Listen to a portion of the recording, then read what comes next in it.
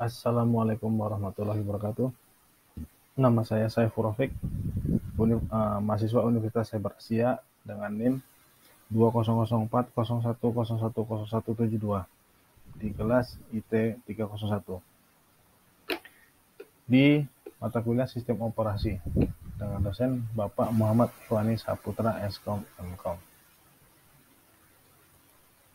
Di sini saya akan menjelaskan di ujian akhir semester ini satu, penjelasan tentang sistem operasi. 2. Karakteristik sistem operasi open source dan closed source. 3.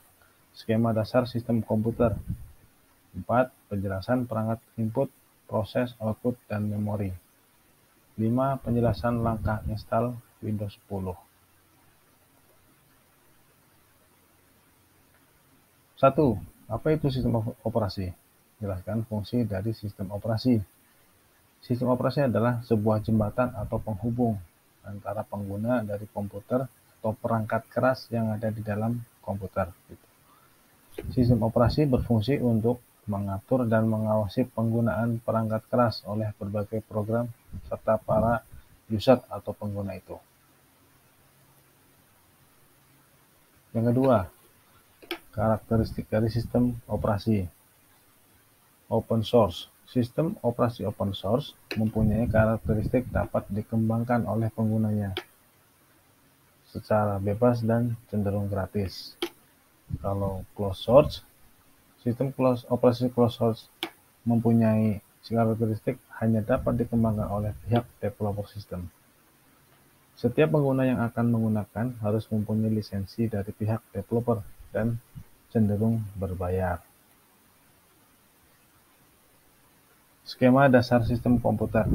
Di situ ada pemrosesan, memori, perangkat masukan atau keluaran, interkoneksi antar komponen atau bus, eksekusi instruksi, dan mode eksekusi instruksi. Dari skema ini kita bisa memahami apa itu skema dasar sistem komputer.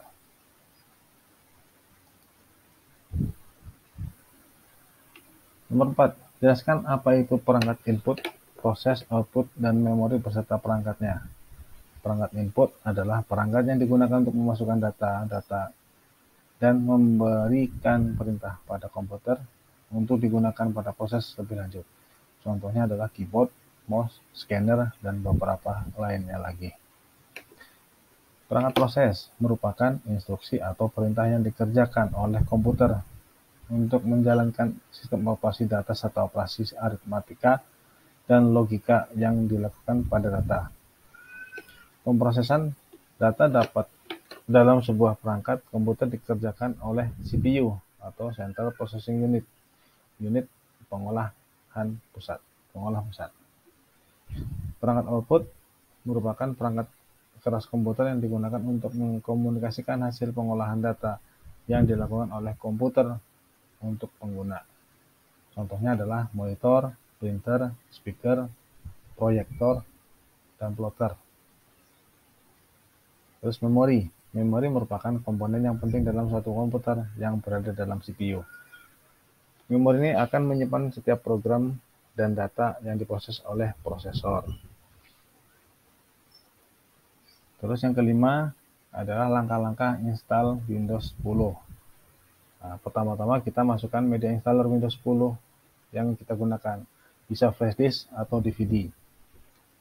Nah, pilih language to install, time, currency, format, dan keyboard or input method. Jika sudah, klik next. Setelah muncul Windows, kemudian klik install now. Terus muncul selanjutnya masukkan serial number yang kita miliki. Jika kita tidak mempunyai, kita tinggal skip saja. Setelah itu, pada bagian ini kita sesuaikan dengan Windows yang akan kita install. Sesuaikan dengan pilihan atau kebutuhan kita masing-masing. Jika sudah, kita klik next. Kemudian beri centang pada opsi I accept the license term. Lalu klik next. Pada bagian ini kita sesuaikan Windows 10 yang akan kita install. Sesuaikan dengan pilihan atau kebutuhan kita masing-masing. Jika sudah, klik next. Lalu kita berlanjut pada bagian pembagian partisi. Kita harus berhati-hati betul di sini, karena jika salah, bisa-bisa data yang kita ada dalam komputer tersebut sebelum diinstal akan hilang. Jadi jangan lupa kita backup data sebelum install ulang komputer atau laptopnya.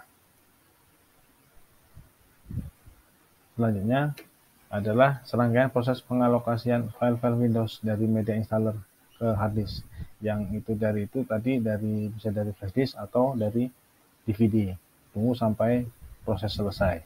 Nanti komputer akan meminta restart sendiri. Kalau enggak, kita reset aja.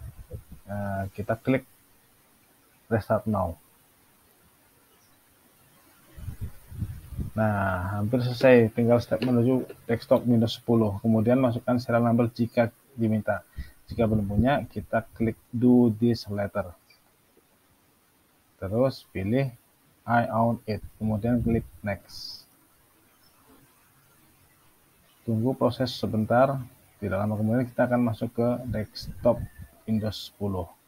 Selamat. Kita sudah berhasil install Windows 10 di komputer atau laptop kita. Oke, sekian, terima kasih. Assalamualaikum warahmatullahi wabarakatuh.